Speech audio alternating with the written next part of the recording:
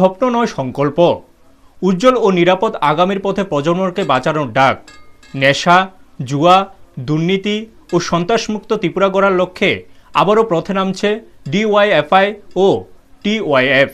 শুক্রবার আগরতলা ছাত্র যুব ভবনে আয়োজিত এক সাংবাদিক সম্মেলনে সংগঠনের তরফে দ্বিতীয় দফার এই সামাজিক সচেতনতামূলক কর্মসূচির দিনক্ষণ ঘোষণা করা হয়।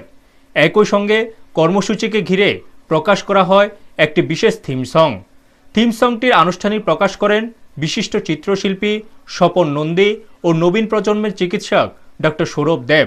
সংগঠনের বক্তব্য, এই থিম সংয়ের মাধ্যমে সমাজের সর্বস্তরের মানুষের কাছে বার্তা পৌঁছে দেওয়া হবে, যাতে যুব সমাজ নেশা ও অপরাধের পথ ছেড়ে সুস্থ গঠনমূলক ভবিষ্যতের দিকে এগিয়ে আসে। প্রথম পর্যায়ের সাফল্যের পর দ্বিতীয় পর্যায়ের কর্মসূচির অঙ্গ হিসেবে আগামী 8 ফেব্রুয়ারি সকালে একটি পদযাত্রা অনুষ্ঠিত হবে।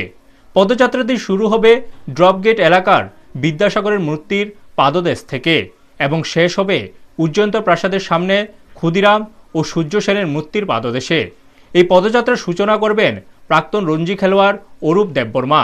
ডিওয়াইএফআই ও টিওয়াইএফ নেতৃত্বের আশা, এই কর্মসূচির মাধ্যমে সমাজে ইতিবাচক বার্তা পৌঁছবে এবং প্রজন্ম রক্ষার এই আন্দোলনে আরও বেশি মানুষ সামিল হবে।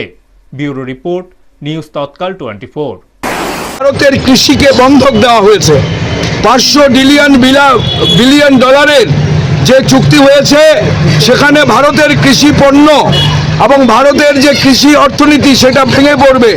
মার্কিনের কৃষি যেটা অনেক বেশি ভর্তুকি সম্পন্ন, সেটা আমার দেশকে ছেয়ে যাবে।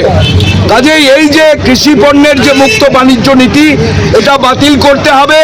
আমার কৃষি, আমার অর্থনীতিকে মার্কিনের কাছে বন্ধক দেওয়া যাবে না এবং মোদী সরকার অবিলম্বে মার্কিনের কাছে নথি স্বীকার করা বন্ধ করো।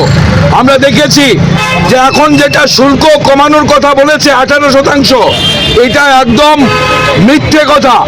18% শুল্ক কমানো হলে আমরা জানি আগে ছিল 2.5%, এখন 50 থেকে 18 করেছে।